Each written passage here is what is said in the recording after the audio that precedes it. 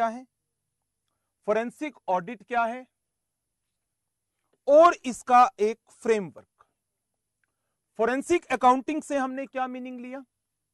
It is a specialized field of accountancy which investigate the fraud, analyze financial information जो legal proceedings में used होने वाली है। Forensic audit, examination of evidences in relation to an assertion against an established criteria in a manner which is again suitable to the court. After that हमने इसका पूरा एक framework पढ़ा। 3 चीजों की कवरेज की जाती है, अकाउंटिंग एस्पेक्ट की, ऑडिटिंग एस्पेक्ट की, इन्वेस्टिगेशन प्रिंसिपल्स की, in relation to litigation, in addition to litigation consultancy, forensic computers, that is computer forensics, as well as expert testimony कह लें या एक्सपर्ट विटनेस कह लें।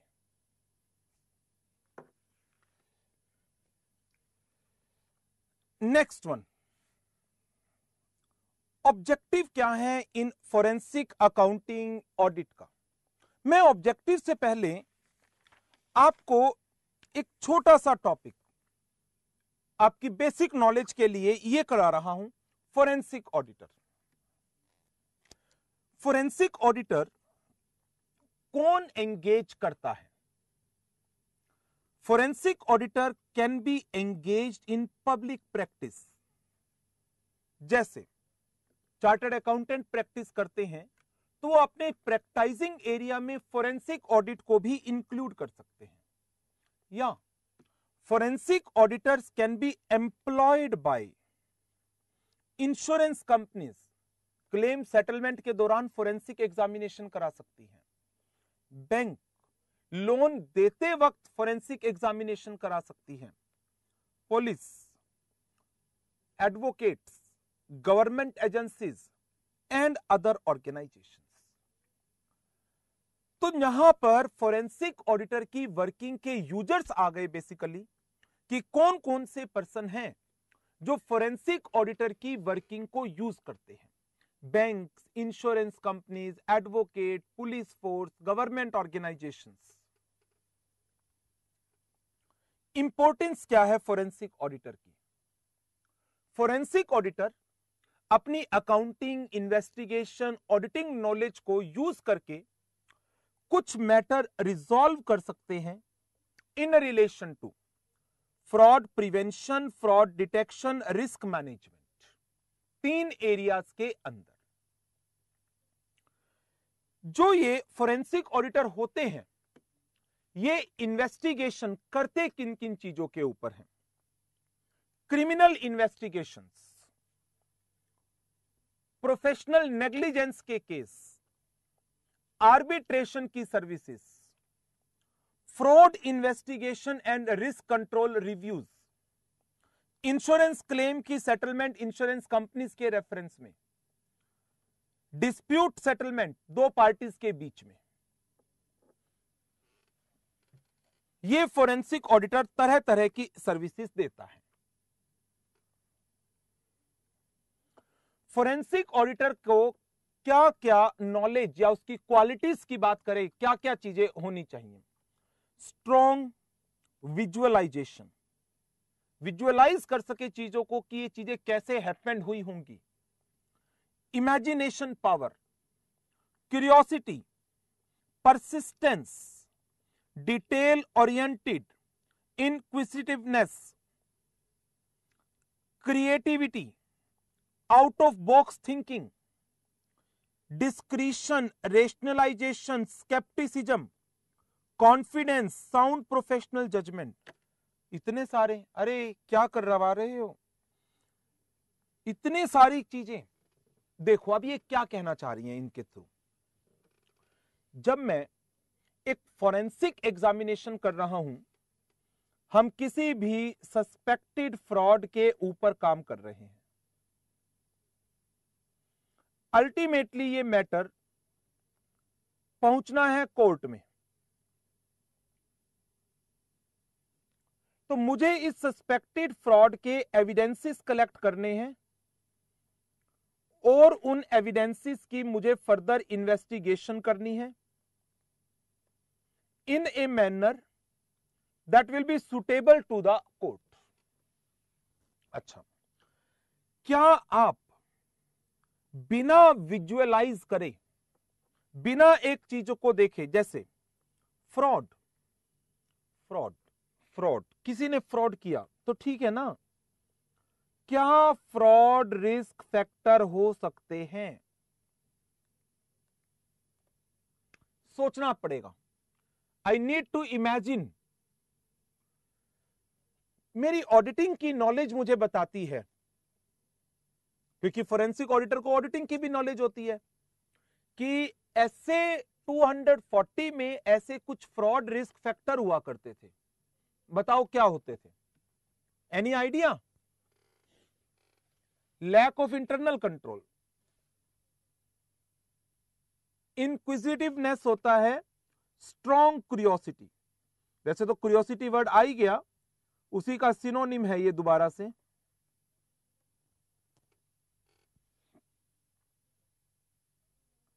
फ्रॉड रिस्क फैक्टर के example दो ना मुझे ऐसे 240 के हिसाब से। एज पर ऐसे 240 what can be the fraud risk factor? एक पर्सन फ्रॉड क्यों करना चाहेगा? Rationalisation, perceived opportunity,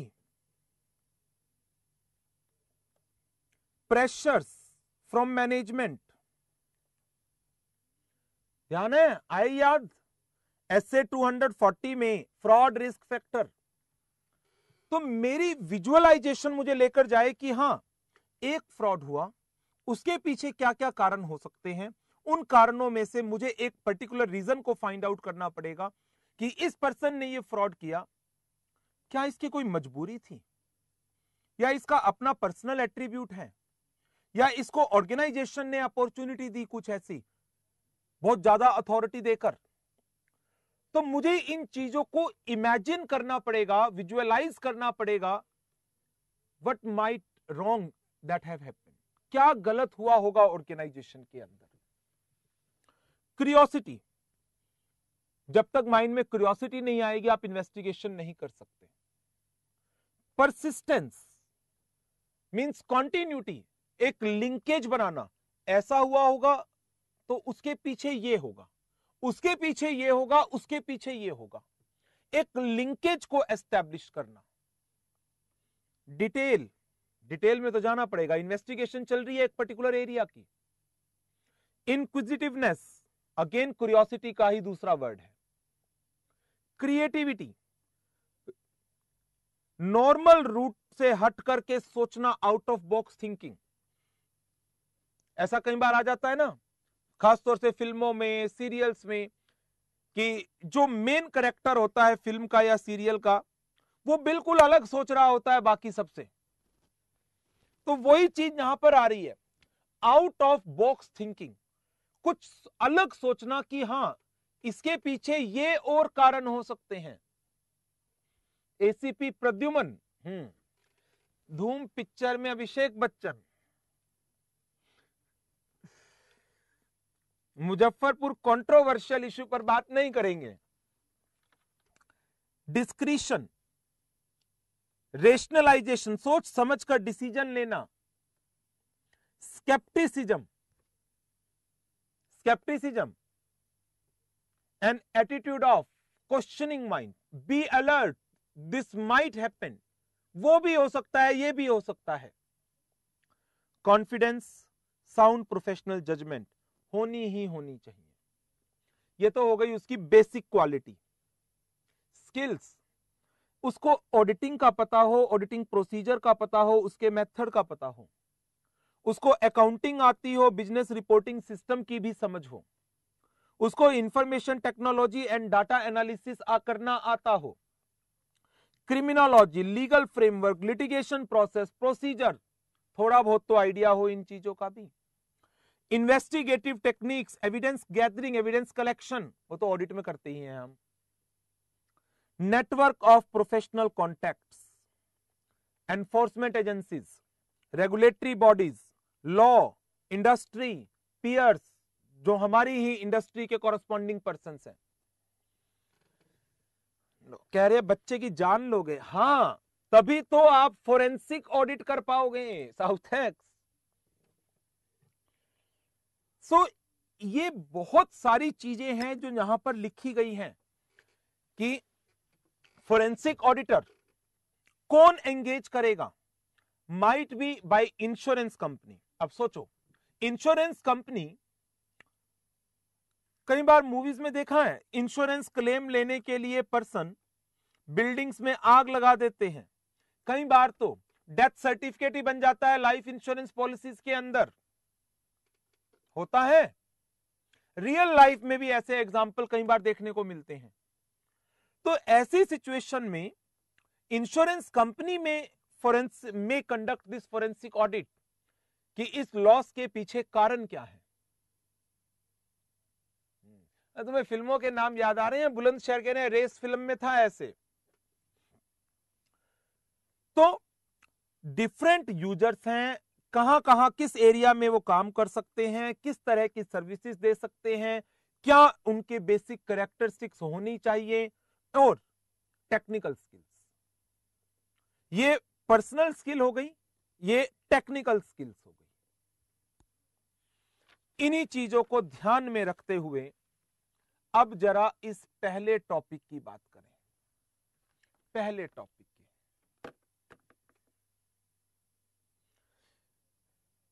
4 to 6 marks का important question, difference between forensic audit and the financial audit.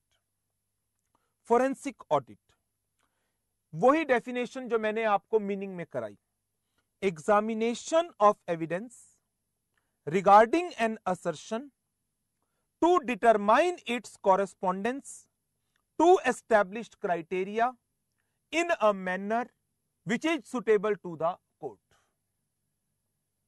Financial audit, examination of financial information so as to express an opinion on true and fair view of state of affair and financial result.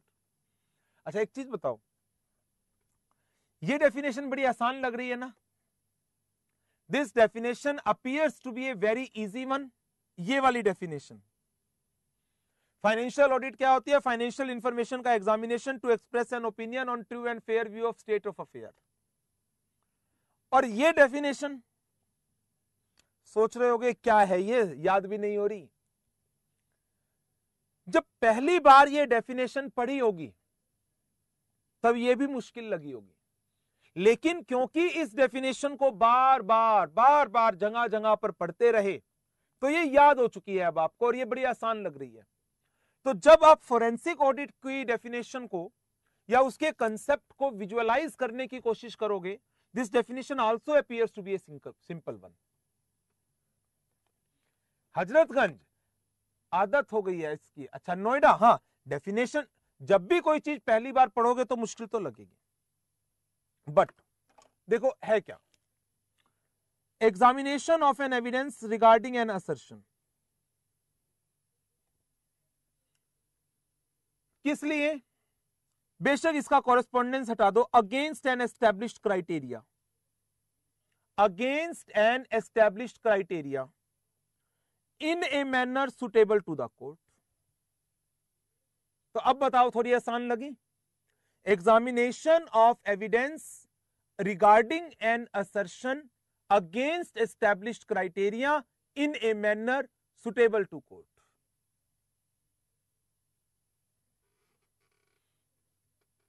ठीक है। अब नहीं, इसका कोई specific reporting format नहीं होता, आप अपने हिसाब से अपने यूजर की रिक्वायरमेंट के हिसाब से बनाते हैं।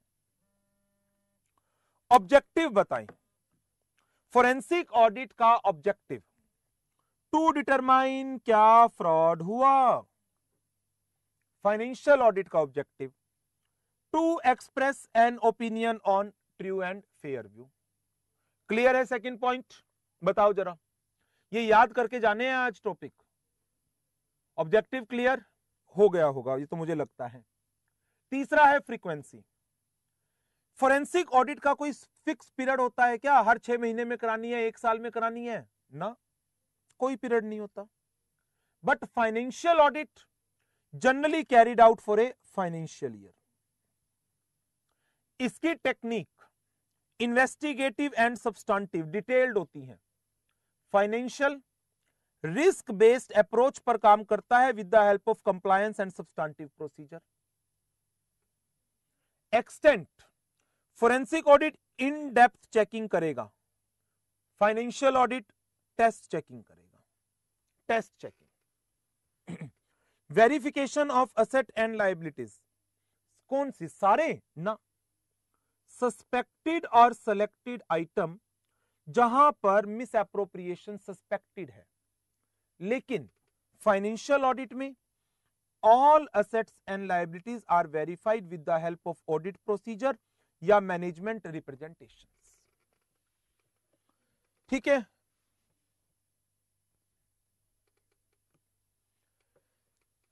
एक डिफरेंस का पॉइंट स्कोप का भी आ सकता है, वो इसमें कवर कर लिया वैसे चंडीगढ़। जो आप कह रहे हैं कि financial audit will cover each and every financial item, forensic audit will cover only the suspected item, यही कह रहे हो ना स्कोप। इसका स्कोप लिमिटेड एरिया में है, इसका स्कोप वाइड एरिया के अंदर है। बुलंदशहर इसकी टेक्निक में इन्वेस्टिगेटिव स्किल्स, इन्वेस्टिगेशन वाला काम करना सारा, कंप्यूटर फोरेंसिक, सीसीटीवी कैमरों में देखना, ईमेल का डाटा रिट्रीव करना पास्ट का सारा, एथिकल हैकिंग वो सारा इन्वेस्टिगेटिव स्किल्स के अंदर कवर्ड है। इन्वेस्टिगेटिव स्किल्स में आप एथिकल हैकिंग की बात करते हैं, इन्वेस्टिगेटिव स्किल्स में आप सीसीटीवी कैमरों की फुटेज की बात करते हैं, इन्वेस्टिगेटिव स्किल्स के अंदर आप कंप्यूटर फोरेंसिक्स की बात करते हैं, जो डाटा डिलीट हो गया था उसको भी रिट्रीव करना, आप फोन टेपिंग की भी बात करते हैं इन्वेस्टिगेटिव स्किल्स के अंदर। ऑडिट में तो नहीं होती ना, क्या ऑडिट में आप किसी के फोन टेप कर लोगे? क्या जनरली आप ऑडिट में फोटोग्राफी करते हो? क्या आप जनरली ऑडिट में सीसीटीवी कैमरों की फुटेज को चेक करते हो? नहीं, वो सारी जनरली किसमें होती हैं? इन्वेस्टिगेटिव स्किल्स का पार्ट होती है सारा। आज की डेट में तो कोई चीज हो सबसे पहले सीसीटीवी कैमरों की फुटेज चेक की जाती है। सो फोरेंसिक ऑडिट के अंदर क्या नॉर्मल ऑडिट की एक एक्सटेंशन है या इससे ज्यादा कुछ लग रहा है आपको? बताओ जरा, क्या ये फोरेंसिक ऑडिट नॉर्मल ऑडिट की एक एक्सटेंशन है in the area of suspected fraud? बोलो हां या ना।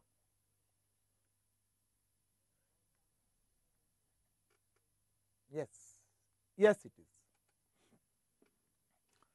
जैसे नोएडा कह रहे हैं, एक एग्जांपल देके बताओ ना। सुनो, यदि एक ऑर्गेनाइजेशन में फ्रॉड होता है, कॉर्पोरेट फ्रॉड,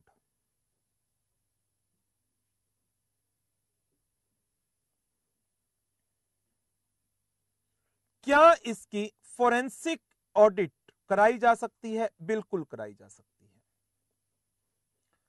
जो फोरेंसिक ऑडिटर आएगा वो क्या करेगा?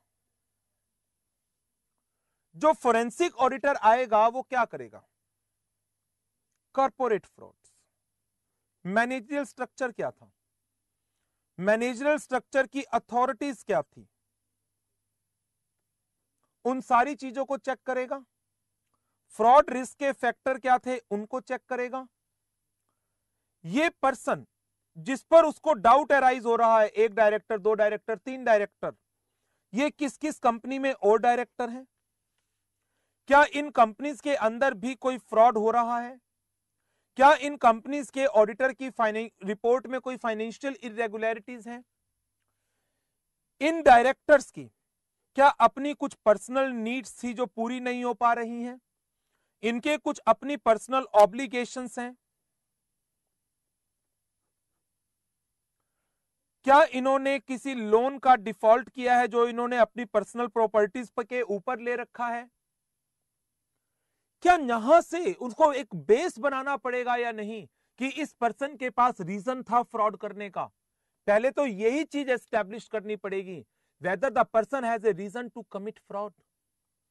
If he has a reason to commit fraud, then whether actually he commit fraud or not, if he actually commit fraud, what is the modus operandi he used, और उस modus operandi में उसको किस किस पर्सन ने support किया है। तो इस तरीके से हम एक पॉइंट से आगे, दूसरे आगे, उससे आगे चलते चले जाते हैं और सबसे पहले एक रूट कॉज के पास पहुंचते हैं कि बेसिक प्रॉब्लम कहां से स्टार्ट हुई थी। अगर फ्रॉड एक से ज्यादा कंपनी का में इन्वॉल्व है, हम सबको अपनी इन्वेस्टिगेशन स्कोप में कवर कर सकते हैं।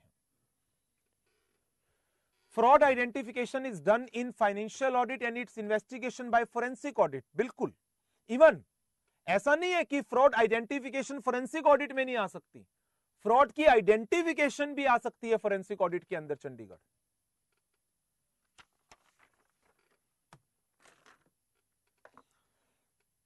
Areas of forensic audit.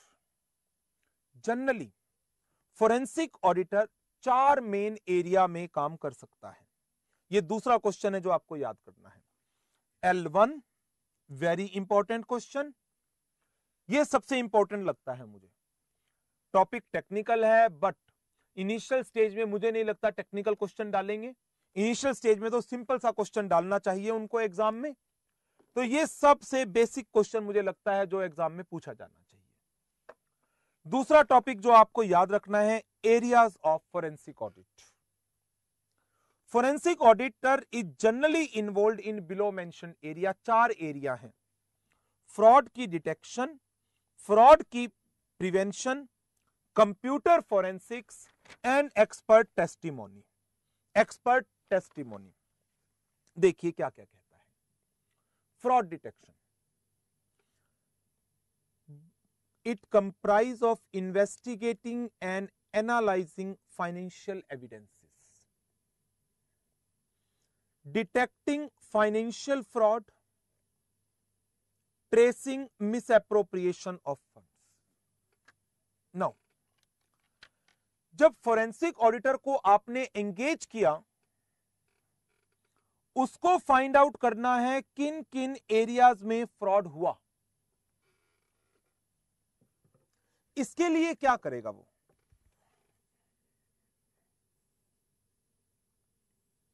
Financial evidence,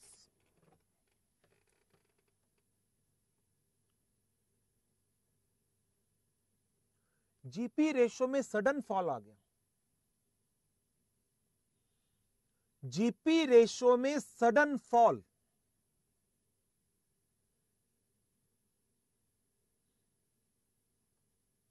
current ratio में सडन फॉल। हम कुछ ट्रेंड एनालाइज कर रहे हैं फाइनेंशियल फिगर्स के। क्या फाइनेंशियल फिगर्स के ट्रेंड में एबनॉर्मल चेंजेस आपको एक हिंट देते हैं या नहीं? There might be some fraud. Financial figures के एक ट्रेंड एनालिसिस क्या हमें यह आइडिया देगी? बिल्कुल देगी। Investigate and analyse financial evidences, जो फाइनेंशियल फिगर्स के एविडेंस है, गोइंग कंसर्न के इंडिकेटर भी। डिटेक्ट, क्या एक्चुअल में कोई फाइनेंशियल फ्रॉड हुआ है क्या? Financial fraud generally auditor perspective से मैं बात करूं, ऐसे 242 तरह के फाइनेंशियल फ्रॉड्स की बात करता है। कौन कौन से? ऐसे 242 तरह के फाइनेंशियल फ्रॉड्स के ऊपर फोकस रखता है। कौन कौन से? ध्यान आ रही है?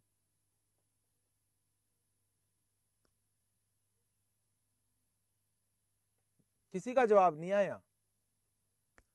यस, कालका जी। फाइनेंशियल रिपोर्टिंग में फ्रॉड रिपोर्टिंग एक, यस कालका जी। दूसरा miss appropriation of assets.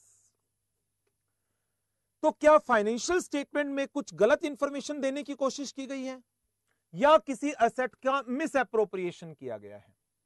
And then यदि किसी असेट का, कैश का, इन्वेंट्री का, इन्वेस्टमेंट्स का कोई मिस एप्रोप्रिएशन है, ट्रेस इट। कहां पर चोरी हुई है, कहां पर चोरी हुई है। यह फोरेंसिक ऑडिटर का पहला एक एरिया है जहां पर उसकी वर्किंग होती है। नंबर 2, क्या फोरेंसिक ऑडिटर को प्रिवेंटिव बेसिस पर भी एंगेज किया जा सकता है? जैसे बैंक ने लोन देना हो तो क्या बैंक लोन देने से पहले ही फोरेंसिक ऑडिट करवा सकता है यदि बहुत बड़ी प्रोजेक्ट की फंडिंग हो रही हो? बिल्कुल करवा सकता है। तो ऐसी सिचुएशन में फ्रॉड प्रिवेंशन की बात आ जाती है। Area of fraud prevention comprises of, fraud कैसे प्रिवेंट होंगे बताओ? फ्रॉड कैसे प्रिवेंट होंगे? ऑर्गेनाइजेशन का इंटरनल कंट्रोल सिस्टम, उसकी डिजाइनिंग, उसकी इंप्लीमेंटेशन, उसकी मेंटेनेंस स्ट्रॉन्ग एंड इफेक्टिव होनी चाहिए। Area of fraud prevention comprises of reviewing the internal control to verify their adequacy, providing consultation in development and implementation of internal control framework.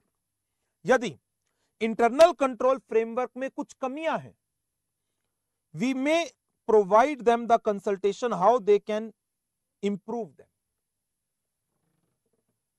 Third one, computer forensics. Area of computer forensics comprises of developing computerized applications जो किस चीज में help करे? In recovery of data, analysis of data, presentation of data in a manner suitable to us, in a manner suitable to us. क्या forensic auditor को court में as a expert, court में as a expert गवाही के लिए बुलाया जा सकता है? जैसे मूवीज में ही आपने देखा होगा फिंगरप्रिंट एक्सपर्ट को बुलाया जाता है, बिल्कुल बुलाया जाता है। जिस डॉक्टर ने पोस्टमार्टम किया उसको बुलाया जाता है, बिल्कुल बुलाया जाता है। जिस पर्सन ने इन्वेस्टिगेशन किया है सारी चीजों का फोरेंसिक बेसिस पर, उसको बुलाया जाता है। हाँ, तो फोर्थ एरिया एक्सपर्ट टेस्टिमोनी का, कि एज ए एक्सपर्ट आप अपनी विटनेस दे दें। Area of expert testimony comprises of assist in legal proceeding, testifying in court as an expert witness, and preparing visual aids to support trial evidences. Visual aids क्या है? क्या हम एक crime scene की बात करूं कि यदि किसी क्राइम सीन पर कोई क्वेश्चन मार्क लग गया हो, क्या उसको विजुअलाइज किया जा सकता है कि ऐसे ऐसे ऐसे हुआ होगा? लाइक कोर्ट के अंदर क्या उस एक इंसिडेंट को दोबारा से रीटेस्टिफाई किया जा सकता है कि एक पर्सन ने डोर से एंट्री की, उसके बाद उसको यहां पर कोई पर्सन नजर नहीं आया तो वो इस रूम में गया होगा ट्रायल बेसिस? यस हजरतगंज, हाँ बिल्कुल, इन सारे केसेस में। तो preparing the visual aids to support the trial evidence, animation के थ्रू कह सकते हैं आप, स्केच मास्टर मेकर, राइट। तो दूसरा आपका जो ये क्वेश्चन है ये बड़ा इंपॉर्टेंट बनता है। What are the various areas of forensic audit? चार एरिया, चार मेन की वर्ड्स आपने याद रखने हैं। One is fraud detection, fraud prevention, computer forensics and expert testimony. Expert testimony. Now इसके बाद तीसरा टॉपिक, हाँ नोएडा कह रहे हैं हमें तो मर्डर का ही इन्वेस्टिगेशन देना चाहिए, बस वो तो बिल्कुल आराम से लिख देंगे हम। टेस्टिमोनी से हमारा मतलब होता है उसकी एक राय, उसकी ओपिनियन, एक्सपर्ट ओपिनियन कह सकते हैं आप।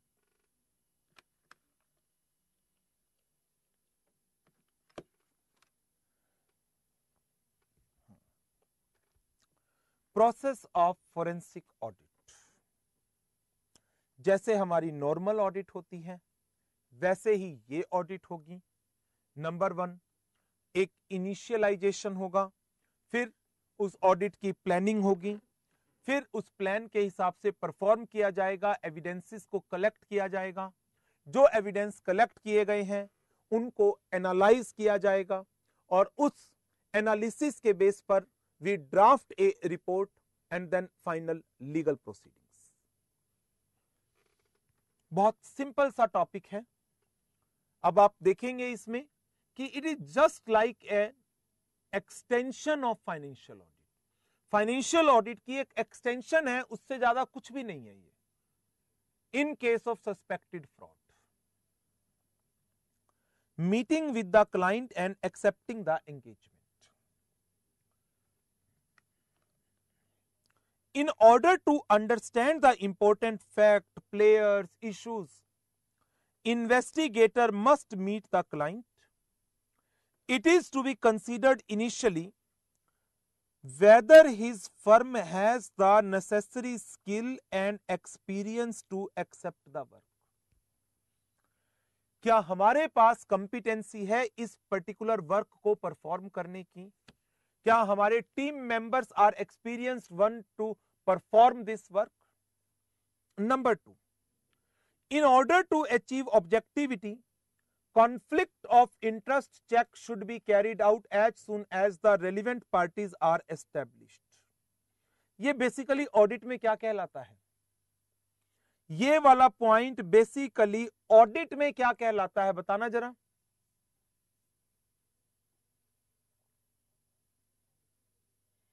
ऑब्जेक्टिविटी को अचीव करने के लिए देखें, रेलिवेंट पार्टीज के साथ हमारी रिलेशनशिप तो नहीं है कोई। राइट चंडीगढ़ कालका जी, इंडिपेंडेंस, साउथ एक्स, बिल्कुल ठीक, इंडिपेंडेंस। परफॉर्मिंग इनिशियल इन्वेस्टिगेशन, ये बेसिकली जैसे ऑडिट स्ट्रेटजी एस्टेब्लिश करते हो वैसा नहीं है। इनिशियल बेस पर आरएपी परफॉर्म करना, इनिशियल बेस पर थोड़ी सी इंटरनल कंट्रोल की टेस्टिंग करना, so that an audit strategy can be established, जिसके बेसिस पर हम आगे का प्लान बना सके। तो देखो वही है initial investigation. It is generally desired to perform an initial action plan prior to developing a detailed plan. Such initial action plan will help to formulate subsequent planning to be based upon more complete and comprehensive understanding of situation.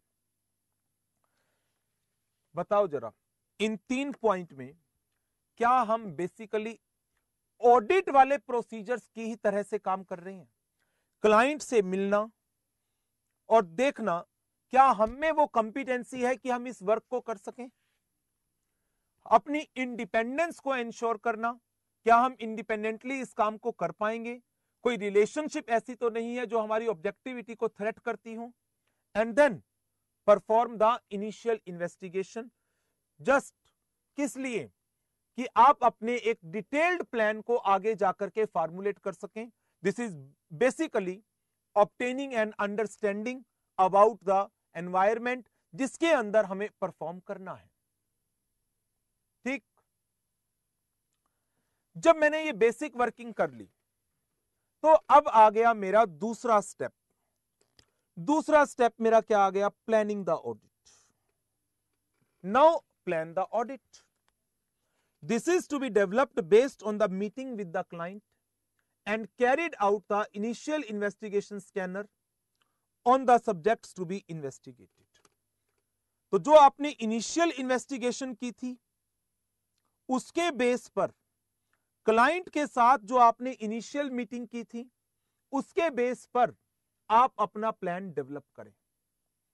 Normal course में भी हम अपनी initial understanding और audit strategy के base पर ही अपने plan को develop करते हैं। सेम वही चीज यहां पर आ रही है। This action plan will set out the objectives to be achieved, methods to be adopted. Investigation team must carefully take into consideration the objectives to be achieved and plan their work accordingly. कोई point इसमें जो आपको मुश्किल लग रहा हो? Simple चल रहा है अभी तक। प्लानिंग द ऑडिट, अब इसके बाद क्या होगा, मुझे इस प्लान के हिसाब से परफॉर्म करना है so as to collect what, मुझे इस प्लान के हिसाब से परफॉर्म करना है so as to collect what, evidences whichever are available. Destroyed हो गए हैं तो मैं क्या कर सकता हूं, जो अवेलेबल है वो करिए आप।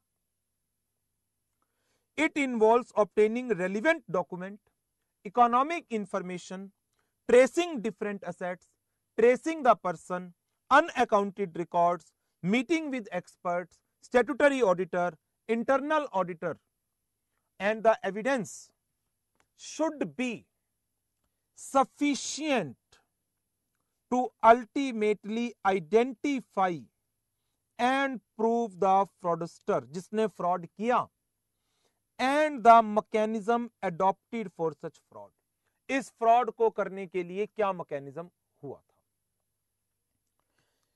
इसके बाद आगे डिफरेंस आ जाता है। हम जनरली क्या करते हैं, इन एविडेंसेस के बेसिस पर अपनी एक ओपिनियन फ्रेम कर देते हैं और एक रिपोर्ट बना देते हैं। लेकिन जो ये एविडेंस हमने कलेक्ट किए हैं नॉर्मल ऑडिट में, हम नॉर्मल ऑडिट में प्रोफेशनल जजमेंट लेते हैं और एक रीजनेबल एश्योरेंस लेते हैं। हाँ बिल्कुल, यहां भी डॉक्यूमेंटेशन होगा, वहां हम एक रीजनेबल एश्योरेंस लेते हैं। यहां पर क्या इन एविडेंसेस की फर्दर डिटेल्ड एनालिसिस होगी, और रीजनेबल एश्योरेंस नहीं, एब्सोल्यूट कंक्लूजन पर जाना पड़ेगा आपको, एब्सोल्यूट कंक्लूजन पर जाना पड़ेगा, उसके बिना बात नहीं बनने वाली। यहां पर फोरेंसिक ऑडिट में यहां पर डिफरेंस स्टार्ट हुआ मेरा। Performing analysis, actual analysis depend करेगी आपकी असाइनमेंट की नेचर पर। इसमें क्या क्या चीजें हो सकता है, बहुत सारी ट्रांजैक्शन की एक समराई बना देना, summarization of a large number of transaction, performing robust procedures, detailed में टेक्निकल प्रोसीजर्स को सबको अप्लाई करना, कैलकुलेटिंग क्या फाइनेंशियल लॉसेस हुए, economic losses, loss of goodwill, estimate present value of all financial losses और fraud involved, performing the statistical regression और sensitivity analysis of the fraud, कि ये जो फ्रॉड है हमें कहां कहां पर इंपैक्ट डाल रहा है, using various computerised application, software, graphs etcetera to explain and analyse the fraud. ये डिटेल्ड एनालिसिस नॉर्मल ऑडिट के अंदर नहीं होती है। नॉर्मल ऑडिट में हमने एविडेंस कलेक्ट किए और उन एविडेंसेस के बेस पर हम अपनी एक ओपिनियन कंक्लूड कर लेते हैं, और that opinion is expressed in the form of a report. But here a detailed analysis will be there, जिसके बेसिस पर मैं कहूंगा इस पर्सन ने फ्रॉड किया, ये पर्सन इसके साथ एंगेज थे, ये मोडस ऑपरेंडी रही फ्रॉड करने की। तो जो ये चीज है मुझे इसके सबूत भी तो देने पड़ेंगे। क्या मुझे इन चीजों के प्रॉपर एविडेंस देने पड़ेंगे? यस। यदि मैं एलिगेशन लगा रहा हूं एक पर्सन के ऊपर, उस पर्सन के पास क्या रीजन था इस फ्रॉड को करने का? हाँ, I have to prove. Burden of proof मेरे ऊपर है, उसके ऊपर नहीं है, इन्वेस्टिगेटर के ऊपर बर्डन ऑफ प्रूफ है। I have to prove through my evidences and their analysis. Finally जब एनालिसिस हो जाती है, रिपोर्ट करें। The report generally includes various sections describing the nature of assignment, scope, मैंने क्या अप्रोच फॉलो की, मेरी finding, opinion, limitations. And report किसको सबमिट करोगे? अपॉइंटिंग अथॉरिटी को। क्या रिपोर्ट सबमिट होने के बाद आगे मैटर जा सकता है? बट ये तो हर फील्ड में होता है, तभी तो किसी को पनिश किया जाता है। What is new in forensic audit? Accounting matter के ऊपर बस, और कुछ नहीं है। हम मर्डर केस की बात नहीं कर रहे, अकाउंट के रेफरेंस में। ये कोई नया फील्ड नहीं है कि आप सोचे कि फोरेंसिक ऑडिट एक नया फील्ड है। फोरेंसिक ऑडिट पास्ट से होती आ रही है, बट अब इसकी इंपॉर्टेंस ज्यादा हो गई due to increase number of frauds. Class कितने बजे तक है? जब तक ये टॉपिक खत्म नहीं होता। Court proceedings, investigation is likely to lead to legal proceeding against the suspect. Report आ गई, लीगल प्रोसीडिंग में जा सकता है। जो एविडेंस आपने कलेक्ट किए थे वो आपको कोर्ट में रखने पड़ेंगे। आपकी टीम मेंबर को कोर्ट में बुलाया जा सकता है इन एविडेंसेस को डिस्क्राइब करने के लिए, इन एविडेंसेस को डिस्क्राइब करने के लिए। सो this is about the various stages of forensic audit. 8 marks तक का क्वेश्चन पूछा जा सकता है। 3 क्वेश्चन हुए। पहला question, what is the difference between the forensic audit and other audit? Second question, areas of forensic audit. Third, process of forensic audit. RAP कहां cover हुआ? आरएपी इसके अंदर कवर हुआ, चंडीगढ़। इनिशियल स्टेजेस में जो आपने काम किया।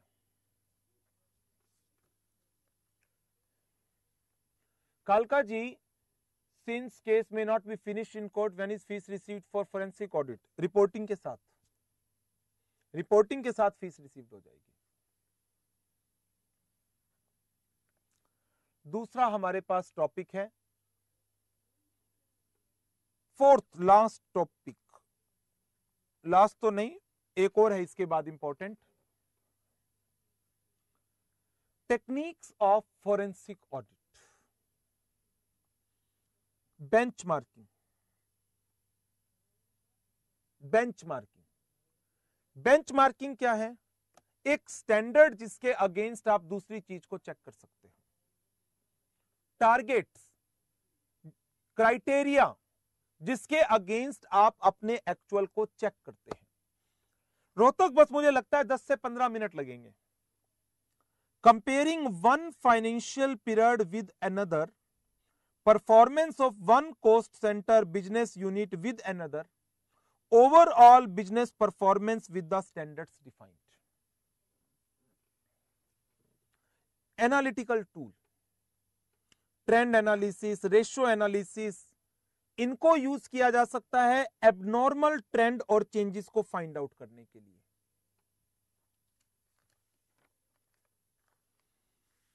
डिजिटल टेक्निक्स, डिजिटल टेक्निक्स जो मैं थोड़ी देर पहले आपके साथ बात कर रहा था, ईमेल की recovery, ethical hacking, phone tapping, वो सारी चीजें हमारी डिजिटल टेक्निक्स के अंदर आ जाती हैं। Digital investigations are complex technique and require support from trained digital investigators. Digital techniques comprise of close scrutiny of emails, accounting records, phone logs, and before applying digital techniques like obtaining data from email etc. ध्यान रखिएगा। क्या ध्यान रखिएगा? किसी की privacy को आप invade तो नहीं कर रहे, कभी फंस जाओ बिना बात। किसी पर्सन की ईमेल को एथिकल हैक करना, एथिकली, लेकिन लीगल एडवाइस ले लो, कर सकता हूं या मैं नहीं कर सकता, अदरवाइज कभी प्राइवेसी के केस में फंस जाओ। कैट, ये सब आपको पता ही है, कंप्यूटर असिस्टेड ऑडिट टेक्निक्स, जो हम ऑडिट के लिए यूज करते हैं टेक्निक्स, क्योंकि हमारी फोरेंसिक ऑडिट का एक पैरामीटर, फोरेंसिक ऑडिट का एक पैरामीटर, एक पिलर ऑडिट भी है, तो ठीक है, कैट भी यूज की जा सकती है। System analysis, internal control systems, उन सिस्टम्स जो हमारे हिसाब से ऑर्गेनाइजेशन में हैं, इफेक्टिव हैं या नहीं है, whether actually exist or not, उनकी चेकिंग। सिस्टम एनालिसिस, जो बेसिकली ऑडिट में क्या बनता है, TOC, test of control, to determine existence, effectiveness and continuity of systems, वही चीज यहां पर आ रही है। कॉमन सॉफ्टवेयर टूल्स, कंपैरिजन के लिए, like spreadsheet, relational database management system, report writing tools. Data mining techniques जो जनरली डाटा एनालिटिक्स में यूज किए जाते हैं, डाटा की एक्सट्रैक्शन कराना। तो यहां पर हमारे पास इन टोटल 7 पॉइंट आए हैं, 7 पॉइंट। वन इज बेंचमार्किंग, जिसके अंदर हम क्या कह सकते हैं, comparing the financial performance of one center, one unit or overall performance with some established standards. Second one जो हमने बात की analytical tools की, that is trend analytics, that is trend analysis, ratio analysis. Digital techniques, scrutiny of emails, phone logs, accounting records, but be ensured there should not be any invasion of privacy. किसी की privacy में दखल नहीं होना चाहिए। CAT, computer assisted audit techniques. Fourth, system analysis may be performed to ensure whether the system that required to be put in place are there or not. Common software tools like Excel and data mining. Finally आप पहुंचेंगे कहां पर, forensic audit report के अंदर। इसमें ये वाले point आपको बेसिकली याद रखने हैं। फोरेंसिक ऑडिट रिपोर्ट है क्या? Audit report is a medium through which the auditor expresses his opinion under the audit. Basic definition, it is an important part of the audit as it provides the result of audit conducted by auditor. Forensic audit report is also nothing but a statement of observation. इससे ज्यादा कुछ नहीं है। जो normal audit report के feature हैं वही इसके फीचर हैं। Points to be kept in mind, ये वाले टॉपिक इंपॉर्टेंट हैं इसके दोनों, L4 के बाद L5, L6 इंपॉर्टेंट है। Search and seizure can be a technique of forensic audit. Points to be kept in mind. Clear-headedness. What it says. आपको पता होना चाहिए आपकी रिपोर्ट किस डायरेक्शन में जानी है, आपको कैसे प्रेजेंटेशन देनी है। There should be a clarity in our mind. User कौन है हमारी रिपोर्ट के, किस पर्पस के लिए इस ऑडिट रिपोर्ट को बनाया जा रहा है। While preparing the report, auditor should be clear as to what is the purpose of reporting, to whom the report is directed, and logical presentation. Understandability. Understandability ये क्या कहता है? While preparing the report, auditor should keep the reader uppermost in mind, सबसे ऊपर, और reader के हिसाब से जो रिपोर्ट बनाई जाए, it should be written in an understandable and simple language. जैसे ये जो डेफिनेशन थी जो मैंने आपको अभी पढ़ाई फोरेंसिक ऑडिट की, ये एग्जैक्ट डेफिनेशन है, लेकिन मुझे लग रहा था कि शायद इसको याद करने में आपको दिक्कत है, तो मैंने इसको थोड़ा सा और अंडरस्टैंडेबल बनाने के लिए थोड़ा सिंप्लीफाई किया। Examination of evidence regarding an assertion to against established criteria. तो ऐसे ही आपकी ऑडिट रिपोर्ट भी, it should be more understandable, एक सिंपल लैंग्वेज में लिखी जानी चाहिए ताकि जो यूजर्स हैं वो समझ सके।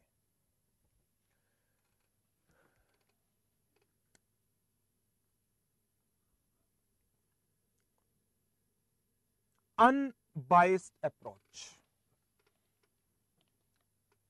बायस नहीं होना, अपने काम को ऑब्जेक्टिविटी के साथ करना है, किसी पर्सन की कोई फेवर नहीं करनी, आपको जो ऑब्जर्व हुआ है that needs to be presented in the report. Impact of the report, you should consider in mind कि आप जो रिपोर्ट दे रहे हैं उस रिपोर्ट के क्या पॉसिबल रिएक्शन हो सकते हैं, सो दैट उसके ऊपर पहले से ही आप एक रिकमेंडेशन दे सकें। यदि आपको लगता है कि हां, हमारी इस रिपोर्ट से पता चल जाएगा कि कंपनी का डायरेक्टर ने चीट किया है, और यदि ये रिपोर्ट आ गई और जैसे ही उस डायरेक्टर को पता चलेगा, वो डायरेक्टर अंडरग्राउंड हो सकता है, भाग सकता है, तो ऐसे सिचुएशन में पहले से ही कुछ रिकमेंडेशन कॉन्फिडेंशियल तरीके से दी जानी चाहिए। Auditor should consider probable reaction to reporting. क्या एक्शन फॉलो होगा या क्या डिसीजन फॉलो होगा इन क्विकेस्ट पॉसिबल टाइम। क्या मेरी रिपोर्ट सिर्फ एकेडमिक इंटरेस्ट के लिए है या मेरी रिपोर्ट पर कोई एक इमीडिएट रिएक्शन भी हो सकता है। यह चीज आपको ध्यान रखनी चाहिए रिपोर्ट को बनाते वक्त। और रिपोर्ट के various facts and figures they should B properly sequenced. जैसे हमारी ऑडिट रिपोर्ट होती है, वो एक प्रॉपर सीक्वेंस में चलती है। पहले टाइटल, देन एड्रेसी, फिर ओपिनियन सेक्शन, फिर बेसिस फॉर ओपिनियन सेक्शन, उसके बाद management responsibility, then auditor responsibility, then date, place, signature. So in this manner जो आपकी रिपोर्ट के एलिमेंट हैं, they should be in the proper sequence. ये factors हैं जो आपको ऑडिट रिपोर्ट बनाते वक्त ध्यान रखने चाहिए। हजरतगंज एकेडमिक इंटरेस्ट मतलब हमने जो रिपोर्ट बना दी उसके ऊपर कोई एक्शन नहीं होना। हमारी रिपोर्ट में जो चीजें सामने निकल करके आई हैं, उन चीजों के बेस पर कोई पॉसिबल एक्शन हमें नहीं लगता कि लिया जाएगा। बहुत सिंपल सा टॉपिक है। हाँ, only formality. Factors to be considered: nature of business, nature of subject, person जिसके लिए रिपोर्ट बनाई गई, पर्पस जिसके लिए रिपोर्ट बनी, मैनेजमेंट का एटीट्यूड, आपकी approach, details required by management. In point के साथ साथ ऑडिट रिपोर्ट को प्रेजेंट करते वक्त nature of business, nature of subject, person, purpose, management का एटीट्यूड, ऑडिटर की approach, extent of details required by management.